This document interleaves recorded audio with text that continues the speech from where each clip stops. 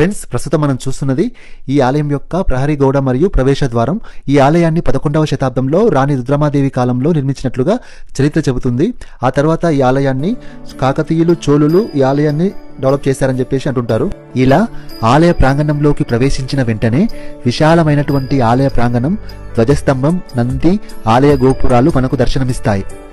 ఈ ఆలయానికి సంబంధించి ఒక కథ బాగా ప్రాచుర్యంలో ఉంది. ఈ గుడి వెనకాల ఒక పెద్ద కొండ కనిపిస్తుంది కదా, దీనిని రామయ్య కొండ అని పిలుస్తారు. యాక్చువల్గా పూర్వం పరమశివుడు ఆ కొండ మీద కొలువై ఉండేవాడట. ఒకానొక కాలంలో ఒక స్త్రీ రోజు స్వామివారిని దర్శించుకోవడానికి కొండ ఎక్కుతూ ఉండేదట. తరువాత కాలంలో ఆ స్త్రీ ప్రెగ్నెంట్ కావడంతో తర్వాత స్వామివారిని ఇలా వేడుకుందట, ఓ స్వామి, నేను తర్వాత కొద్ది రోజుల పాటు నీ దర్శనానికి రాలేను అని వేడుకుందట. అప్పుడు పరమశివుడు ప్రత్యక్షమై, నేనే నీకోసం కొండ కిందికి దిగి వస్తానని చెప్పాడట. ముందు నువ్వు వెళ్ళు, వెనుక నేను రథం మీద వస్తానని స్వామివారు చెప్పారట. అలా వెళుతున్నప్పుడు ఆ స్త్రీ వెనుకకు తిరిగి చూడకూడదని స్వామివారు చెప్పారట. అలా వాళ్ళిద్దరూ కిందికి వచ్చే క్రమంలో స్వామివారి రథచక్రం నుండి భారీ శబ్దాలు వెలువడ్డాయట. ఆ భారీ శబ్దాలకు భయపడ్డ ఆ స్త్రీ వెనుకకు తిరిగి చూసిందట. వెంటనే స్వామివారి రథచక్రం విరిగిపోయి అందులోని ఒక చక్రం ఆలయానికి సమీపంలో ఉన్న కోనేరు ప్రాంతంలో, మరొక చక్రం క్రింది భాగంలో శివుడు కొలువైన ప్రాంతంలో పడ్డాయట. స్వామివారి ప్రక్కనే ఆ భక్తురాలి యొక్క శిలారూపం మనకు దర్శనమిస్తుంది. ఇక్కడ ఉన్న ప్రధాన ఆలయానికి ఒక పక్క ఆంజనేయ స్వామి, ఇంకో పక్క కాలభైరవ స్వామి ప్రధాన ద్వారానికి ద్వారపాలకులుగా ఉన్నారు. అరణ్యవాసానికి వెళుతూ శ్రీరాముడు ఈ దేవాలయాన్ని దర్శించినట్లు ప్రతీతి. అందువల్ల శివుడిని ఇక్కడ రామలింగేశ్వర స్వామిగా కొలుస్తుంటారు.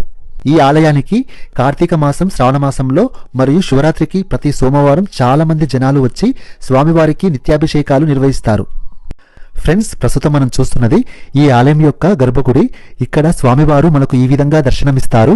బ్రహ్మమురారి సురార్చితలింగం నిర్మల భాసిత శోభితలింగం జన్మజ దుఃఖ వినాశకలింగం తత్ప్రణమామి సదాశివలింగం. శ్రీ గురుభ్యో నమః. హరి ఓం. ఇక్కడ స్వామివారు కందూరు గ్రామం, అడ్డాపుల మండలం, మహబూబ్నగర్ జిల్లా.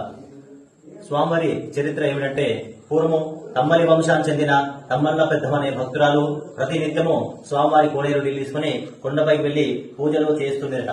ఆమె కాలక్రమేణా 3 నెలల గర్భవతి ఉంటుంది. అలా 3 నెలల నుంచి 9 నెలల వరకు స్వామివారికి పూజలు, అభిషేకాలు, అర్చనలు చేస్తూ ఉండేట.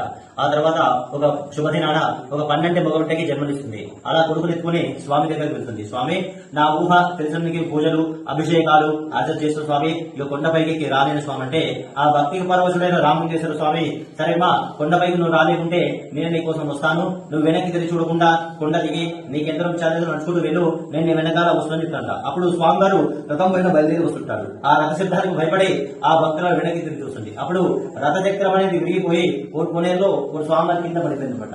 ఆ భక్తురాలు కొడుకునెత్తుకొని ఒక రాయికి ఇక్కడే శిలైపోయింది. స్వామివారి పక్కనే ఆ భక్తురాలు ఇక్కడ శిలైపోయింది అనమాట. స్వామివారి ఇక్కడ పడమర ముఖం దక్షిణ ద్వారం. ఎక్కడైనా శివాలయం తూర్పు ముఖం ఉంటాయి, కానీ ఇక్కడ పడమర ముఖం దక్షిణ ద్వారం. అందుకే దక్షిణ కాశీ అంటారన్నమాట. కాశీకి వెళితే ఎంత పుణ్యం వస్తుందో కందూరుకు వస్తే కూడా అంత పుణ్యం కలుగుతుందన్నమాట. ఇక్కడ ప్రత్యేకంగా కల్పవృక్షాలు ఉన్నాయి. కల్పవృక్షాలు ఏంటంటే మన మనసులోని కోరిక తీర్చే కల్పవృక్షాలు. ఈ చెట్టు ఒక 5 ప్రదర్శన చేసి మన మనసులో ఏదైనా కోరిక ఖచ్చితంగా నెరవేరుతుంది. స్వామివారికి కోరి పండుగ, ఉగాది, శ్రీరాములకు బ్రహ్మోత్సవాలు అత్యంత వైభవంగా జరుగుతాయి. స్వామివారు అభిషేకం చేసుకోవాలంటే పూల సామాగ్రి ఇంట్లో చేసుకుంటే అభిషేకం చేస్తారు. ఉదయం 7 గంటల నుంచి మధ్యాహ్నం 12:30 సాయంత్రం 5 నుంచి 7 వరకు అభిషేకాలు చేస్తారనమాట. ఓం నమః శివాయ. ఇక్కడ ప్రతి సంవత్సరం హోలీ పౌర్ణమి రోజు కందూరు శ్రీ రామలింగేశ్వర స్వామివారి యొక్క బ్రహ్మోత్సవాలు అంగరంగ వైభవంగా ప్రారంభమవుతాయి. స్వామివారి బ్రహ్మోత్సవాల సమయంలో జరిగే రథోత్సవం, కళ్యాణోత్సవం చూడడానికి లక్షల మంది భక్తులు తరలివస్తారు. ఫ్రెండ్స్, ప్రస్తుతం మనం చూస్తున్నది ఈ ఆలయం యొక్క వెనక భాగం. ఇక్కడికి వచ్చే భక్తుల కోసం ఇక్కడ విశ్రాంతి గదులు ఏర్పాటు చేశారు. ఈ ఆలయ ప్రాంగణంలో నవగ్రహ మండపంతో పాటు 2-3 ఉపాలయాలు మనకు దర్శనమిస్తాయి. అందులో భాగంగా అమ్మవారి ఆలయం, శివాలయం మనకు దర్శనమిస్తాయి. ఈ ఆలయానికి ఉన్న ప్రత్యేకత ఏంటంటే, కాశీలో తప్ప మన ఇండియాలో మరెక్కడా కనిపించినటువంటి కదంబ వృక్షాలు ఇక్కడ ఉండడం విశేషంగా చెప్పుకోవచ్చు. 27 నక్షత్రాలు ఎలా అయితే ఉంటాయో, ఒక నక్షత్రమాలలాగా ఉన్న ఈ కదంబ వృక్షాల కింద కూర్చొని ధ్యానం చేసినా, ఇక్కడ నిద్రించినా, ఇక్కడ ఉన్న గాలి పీల్చినా సమస్త దోషాలు తొలగిపోయి సుఖ సంతోషాలు కలుగుతాయని మరియు కోరికలు నెరవేరుతాయని చెప్తుంటారు. ఫ్రెండ్స్, ప్రస్తుతం మనం చూస్తున్నది ఈ ఆలయం యొక్క కోనేరు. ఇది ఈ కోనేరుకున్న ప్రత్యేకత ఏంటంటే ఎంత ఎండాకాలమైనా సరే ఈ కోనేరులో నీరు పుష్కలంగా ఉంటుంది. ఈ కోనేరు చుట్టూ కల్ప కదంబ వృక్షాలు ఉండడం విశేషంగా చెప్పుకోవచ్చు.